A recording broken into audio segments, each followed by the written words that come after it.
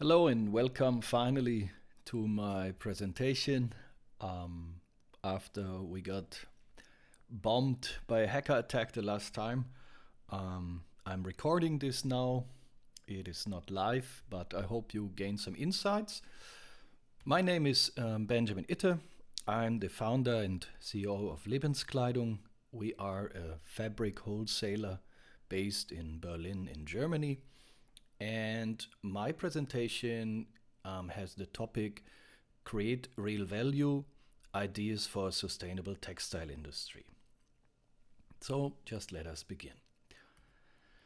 Well, starting with this presentation, I like to speak first about planetary boundaries.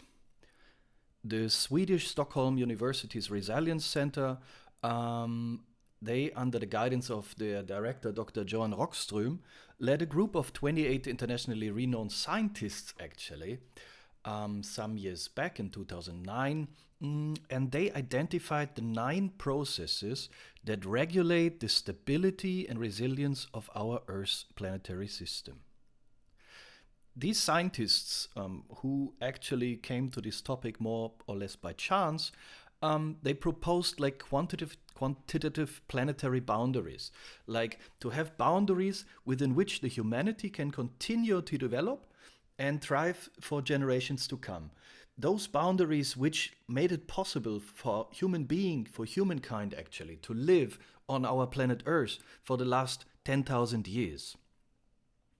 They found out that if we cross these boundaries, which is common knowledge, but they define those boundaries, we cross those boundaries, we increase the risk of generating a large-scale and abrupt, irreversible environmental change, which makes it impossible for our species to live on our planet.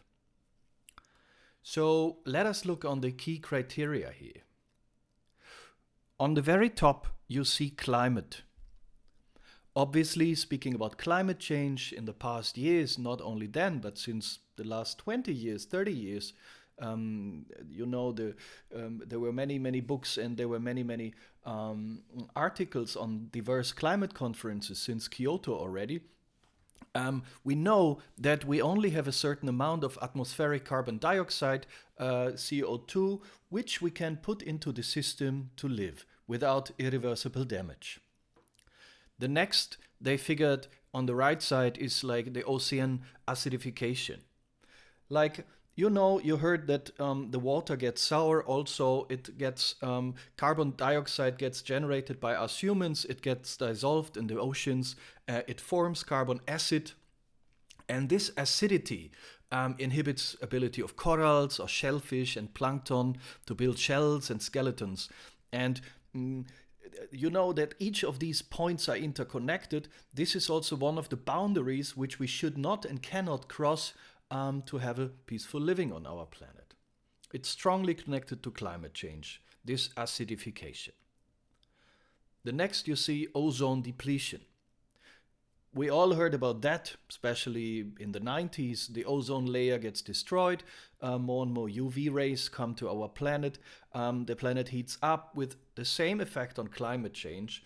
The ultraviolet radiation from the sun is also damaging biological systems and so on and so on. These problems persist. FCKW got banned from hairspray, from coolers and so on and so on. There's on this layer, there's some positive things happening. The ozone layer closes, but of course we're not at the end because industrial production goes on and on. The next, you see nitrogen phosphorus loading. This is all about fertilizers and too many fertilizers in our system. Only like a small part of these fertilizers which we apply in agriculture is used by the plants. This is over-fertilization. Most of nitrogen, phosphorus, this ends up in the rivers, in the lakes, in our sea. And again, this stresses our aquatic ecosystems. Phosphorus is the same. There's peak phosphorus. We all heard about peak oil, but there's also peak phosphorus. That means a point where there's no more phosphorus in a natural form on our planet to just harvest, to say. the biggest country producing phosphorus is actually Morocco. Phosphorus is an essential element. It's contained in many cellular compounds, such as our DNA, the energy carrier ATP, but you can all read this. But what is important, phosphorus may deplete in 50 to 100 years. And this makes it difficult then, again, for us to do agriculture, to grow food. You see here is already a red bar. That means here we are also already in a stressed zone. That means this boundary is already shaken, to say. The next one is freshwater use. You know, like the groundwater, we have to drill deeper and deeper, especially in arid regions like in parts of India, parts of Africa, but all over in Europe also, US, we see that more and more freshwater systems are destroyed with dramatic effects. You have this desertification, dry lands, lack of drinking water for the ever-growing population, and more and more use of agricultural water, which also is a big problem. The next, you see the land use. Of course, land is limited. We know that. We see the Amazon burning. We see the pictures from Malaysia, from Indonesia, for palm oil agricultural use. Natural habitats are cut and so on and so on. We know the soybean farms in South America. Across the planet, forests, wetlands, other vegetation types are being converted to agricultural land, impacting freshwater, carbon dioxide, other cycles, and reducing biodiversity. Here we are at the biodiversity loss. This amounts of species on our planet who impact other criteria as well. You heard about the problem that more and more bees are dead because of high insecticides, herbicides, so they cannot pollinate the trees get the problems and so on. So each and everything on our planet is interconnected, as we know, and biodiversity is already stressed. Each and every year for the past 20 years, when it gets quantified, more and more species on our planets are lost invaluable already. The next, you see the atmospheric aerosols as a planetary boundary. Aerosol particles are small dust particles coming out of our cars, out of the mobilization, out of big factories.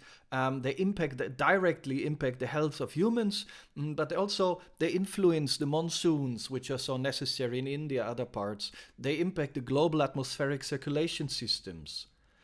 Some of these aerosols, they produce clouds, they cool the earth down, they reflect the sunlight back to space, they impact our climate directly. And this is not only here down, it's in the stratosphere, up in the sky where there's no possibilities to reduce them actually. It's like a greenhouse effect warming our planet, so on and so on. On the last, you see the chemical pollution. Some chemicals, like persistent organic pollutants, heavy metals, radionuclides, so many azo dyes, they have potentially irreversible additive synergetic effects on our biological organisms. They reduce fertility, they can result in permanent genetic damage, and also they stress our ecosystems by coming directly in the rivers, into the freshwater system, so on and so on. And this boundary is very important, but it's very tough to quantify also, because there are so many chemicals used out there. You can read all this when you check for Rockström planetary boundaries. But this is the planet we're living in. Speaking textiles, we all know the problems we have in our industry. The global textile industry is responsible for 20% of the water pollution, 10% of all CO2 emissions on this planet, 24% of pesticides, 14% of insecticide, like 30% of worldwide produced chemicals. You who have attended so many of these type of conferences and talks, you know that our industry is a very dirty industry. And there's a need to change this industry, which I will speak about now.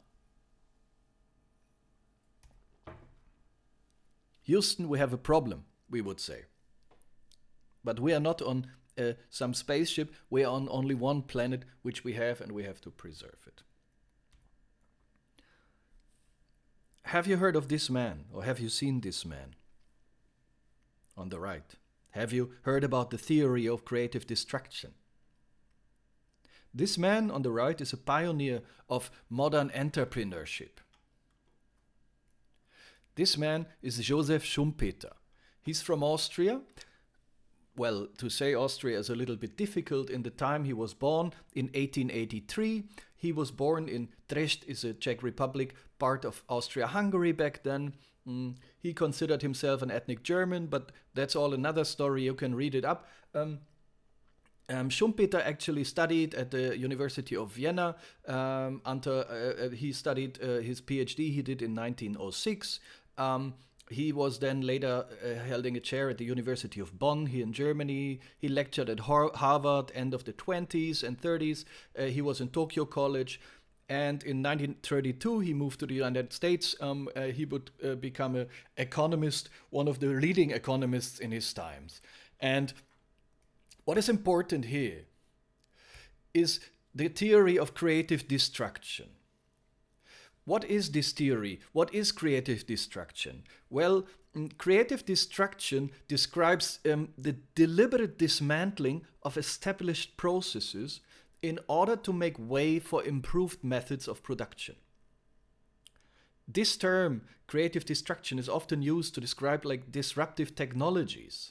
Think of it as when the automatic weaving machines were invented. Hand weaving became obsolete. Think about when the railroads or the car were invented. If you had a business back then having a horse cart, you had to adapt, otherwise your business was gone. In our times, think about obviously of the internet, or see Netflix, or these type of things. They revolutionized the entertainment industry. If you have a DVD shop and you don't adapt, you're in big trouble. So, to see, Schumpeter describes creative destruction as a process of industrial mutation that incessantly revolutionizes the economic structure from within. Incessantly destroying the old one, incessantly creating a new one. And on the right side, you see these different waves.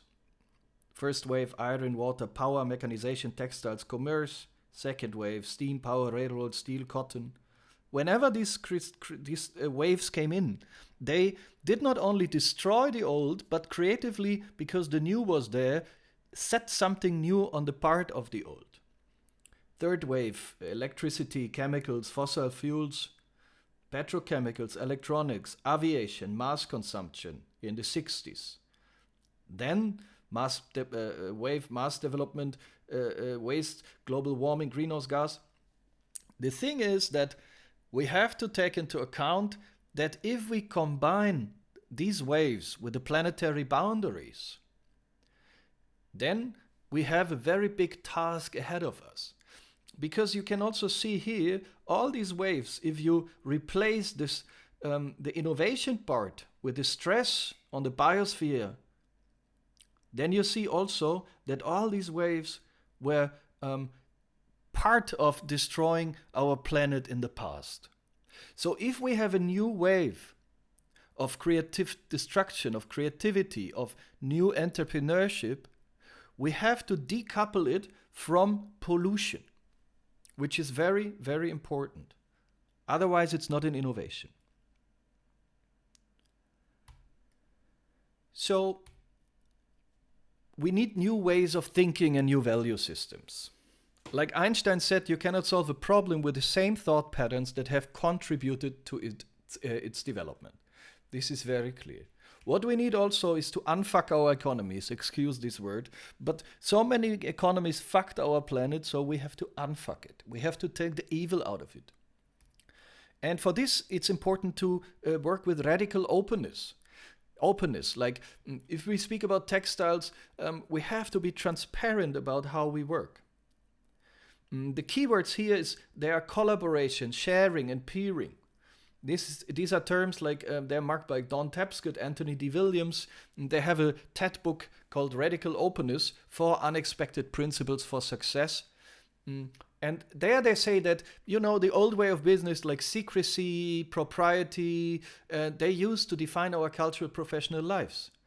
We kept trade secrets, we held closed door meetings, we had whispered conversations in order to outrule our enemy or competitor. So competitor was an enemy. But we have entered a new era today, and this is characterized by openness, and this openness is a world of relation and interconnectedness, which is increasingly important. And the times have changed, and us as organizations or companies, we have to adapt to these changes, or we won't be there anymore. Because if we don't adapt to these changes, we will be those who said, oh no, the horse and the horse cart is the best technology in the world. Nobody will buy the car. Who needs the car? And then your business is gone. But you have to go into the other direction. Then we come back to Schumpeter. And we all know that being an entrepreneur and going into some other direction is risky. Entrepreneurial activity is considered risky. But if we come to think, then innovations, they are associated with less risk than optimizing outdated things. So it's about sharpening the saw. If we are like just like a woodcutter, and there's a big tree we want to cut down, and we cut and cut and cut with a saw that is not sharp, it won't happen. So we have to step back, look at it, take our time and sharpen the saw. And then risk is not an end in itself. We have to recognize it. We have to bring the risk under control. And rather than just reacting to change, it is better to actively shape it, also in fashion. So we look at economic models then. We look at the old way, how fashion was done, how businesses are done. And these linear models, the linear economic models, they provide only partial answers to the increasingly complex future. To quote here Said Davlabani, he wrote a book, The Next Generation Economic System, Memonomics, which is important. We are reaching the limits of growth, and we bury our heads in the sand and think that the problems will disappear on their own. No, they won't. We have to look at the triple bottom line. Think about the planetary boundaries again. Triple bottom line in an integral economic system. This is planet, people, and profit. All three have to go together. It's not profit on top. It has to go together. All three elements are equivalent. Only then an enhanced quality of life is possible. Only then we have businesses that benefit our planet. And the emergency is there. The disruption is already there. We simply cannot continue to work the way we were working. The disruption is on. And the emergency which is there is to accelerate values into our systems. Speaking of values, maybe you have heard of spiral dynamics. It's a concept by Claire W. Graves. He was a professor of psychology. He worked at the Union College in New York. He has created this so-called MEM model, spiral dynamics. You can read much more about it. I just give you some hints what he's thinking. Like Graves thought that human development is continuous, never ends, on the very individual level. This development changes with the change of human conditions of existence, and thus it creates new systems in which the old systems are integrated. Think about Schumpeter creative destruction, like where the old systems are integrated. You see, we have kind of developed from an instinctive, on the bottom type of humankind, via an animistic to a dominant, authoritarian, achievist, communitarian, systemic, and holistic type. And we are not all on the same level. People are different, obviously. And people, this system is about like also aging on a very individual level. The important is that when we enter a new system of thinking, a new value system, when a new system or stage unfolds, we change our psychology and our habits to adapt to the new conditions. Obviously, if you live in an authoritarian regime, you live in this system and you have to adopt your values. But once you're out there, you have the choice, right? Each of these classes of problems or challenges is solved with the creation of a value system. And these value systems, they are mechanisms that the psyche has developed to deal with certain environmental situations appropriately. If the problems and challenges facing a person or society change, then their value system is changed as well. Now think about we live in a globalized world. Think about we have the possibility with the internet and all these things to change our values. We have the things in front of us. We have the possibility to learn and understand, to act in a holistic way, systemic, and so on. So then, if you adopt this system to an economy system, you see that different values are also here, and different companies are working in different value systems also. The agrarian capital, you have the resource capital, where you have the oil, and it's only about benefit. Dig the oil out and do the fracking and then sell it. That's the only thing. Manufactured capital, this is mainly China today, because like whole of manufacturing shifted. Maybe with all this corona we see a shift as well, things coming back, being more regionalized without forgetting the global consciousness. Let's see. You have the dominant financial capital here, which doesn't care about anything. It's only about maximizing the profit. This is a very dangerous zone. You come to the human capital, where you think about the people and so on. You come to sustainable capital, and then you have the regenerative capital on top, which is there like a global conscious. But we have to see more and more from the bottom want to go into the sustainable capital world, but the yellow system here only stitches together a wounded world. It only tries to adapt. It only tries to stitch and heal something which is there. Think about corporate social responsibility, corporate social CSR, and so on and so on. The turquoise system on top, it really applies the healing ointment, as Davalabani said. So you have to enter a stage where you have planet, people, and profit uniquely united, and think about all three dimensions. The toxic values of the orange system, they have to disappear. We have to understand that business without thinking about the planet boundaries is an outdated system. And us in the world of sustainable fashion, we all have the chance to really go beyond that and find a new system and work on that. It is very easy, you have seen that maybe, we have to come from ego to eco. We have to think we are an integral part of our world, and we have to act like this also doing fashion, doing textile business, doing whatever business. This is a quote by Professor Dr. Ralf Isenmann, economic and innovation researcher, University of Bremen, Germany. How come sustainability is not an integrated quality dimension? He's asking. Why is it supposed to be something that has to be added on top? No, he says.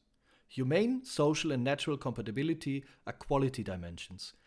Sustainability thus becomes an integral part of doing business. It's not something like H&M says, oh yeah, we just put something green on top, or some other companies. It cannot work. It's an outdated linear system. And if more and more people understand that, it will remain outdated. Until you break up the whole company into little parts and really do a change, it will be outdated. Well, coming to our company Lebenskleidung, I give you some examples what we try to do as an integral part. And we have the regional, but also the global level here, or like the outer level. We created a new regional value chain with our Lebenskleidung Elbwool. Elbwolle is actually like a beautiful project. It is developed here in Germany, like 200 kilometers from here. There are the sheep on the dikes, and the dikes are usually there to prevent water from coming in. If you're from Holland, Belgium, or north of Germany, you might know that. These dikes are usually kept. They have to be kept under pressure and tight, and people use sheep for that. But because so much wool came from outside, these sheep, the wool had no more value in front of our door. So what we found with this project of Elbwolle, Elbwool, is to collect this wool, buy it in larger quantities, further make out of the fiber beautiful fabric, also all here in Germany, give it the colors of the season, and just bring it in contact with the fashion markets in the sustainable leader world out there. So this project is regional, it's innovative, it's social, it's sustainable, and it's all about giving value back to regional wool. The inspiration for that, or for others, are these people. They combine tradition and modernity. You see this guy here, he's a wandering shepherd in Germany. He's called Sven de Vries. You can check his social media accounts, Wanderschäfer Sven de Vries. He's a shepherd like in the medieval times, but he is telling stories about this, about transparency, about how he does these things and giving value to something which is already there. So he's telling stories about how he does his work actually. And this is important for us also who do regional stuff, tell honest stories. It's not only about certification or so on and so on, it's about stories that are really there and that really benefit people. It's not just invented stories, but real stories. So you can check our lookbook. I give you all the links. You can click in the foil where we told our story of the regional wool. We made these colors. This is some 2 seasons back already. You see here the link, or I will provide these links. It's just about giving value to something which is there in a transparent way. The same example is being value-based doesn't mean not to make profit. We are not just all some hippies who sit here and who are naively thinking we don't have to have money or income. No, it's the question, what type of capital is it? I just want to give you the example of Entrepreneurs for Future. We are a member of that. And it's like Friday for Future, we just united and became a network and advancing climate protection today with all the same values that we have. And just in Germany and European-wide, this initiative stands for 180,000 jobs, more than 30 billion in sales, 30 billion euro in sales. Can you imagine? So check it out. We invite active female entrepreneurs, founders, self-employed from all industries who are already promoting climate protection with their companies, who are convinced that faster and better climate protection measures are necessary. Sign the Entrepreneurs for Future statement. Check it out. It's a wonderful value-based approach to do something more like we all want than just profit, to combine these things with a purpose. So, the world has enough for everyone's need, but not enough for everyone's greed, is what Mahatma Gandhi said. Again, for us, profit is not only monetary profit, but profit is also something that protects, that is the ointment for our planet, for people. We cannot let people alone and just go into the old model of you produce for me, I sell it more expensive. This is so outdated, and we have to tell and tell again and again and show a transparent world. It's about authenticity, transparency, honesty, responsibility, sustainability in the end. So we have to combine all these factors, and they have to become the values, the very core of what we do. Otherwise, we are just trying to cure an old dinosaur model of business which will be outdated very fast. So, if we look further, we have this organic cotton project in Uganda, Africa, we are working with. There are more than 20,000 small-scale farmers in the northern region of Gulu, which was stuck by war. Like there were so many problems with civil war in this region, and a lot of very brave people started to build up a regional value chain there with cotton, sesame and chili. It's a wonderful project with fair trade organic cotton. They all have small clusters where they come together. People are really benefiting there. It's not just selling cotton, it's really saving lives if we use the cotton which these people grow there under all organic and fair trade principles on a very large scale. It's not just some little scale, it's a very, very large scale.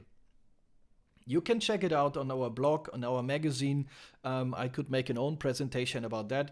But think about the regional wool from Germany. Then you have these people here in Uganda with the Fair Trade Project. So we have to combine this. You can think global, act local, but you can also act global and think local. You have to combine these dimensions. You can see also, like just on our Lebenskleidung webpage, how we work, about the transparency. This is our spinning. We have family companies in Portugal we are working with. We are telling the stories. We try to understand their sorrows. They try to understand ours. So we closely work together.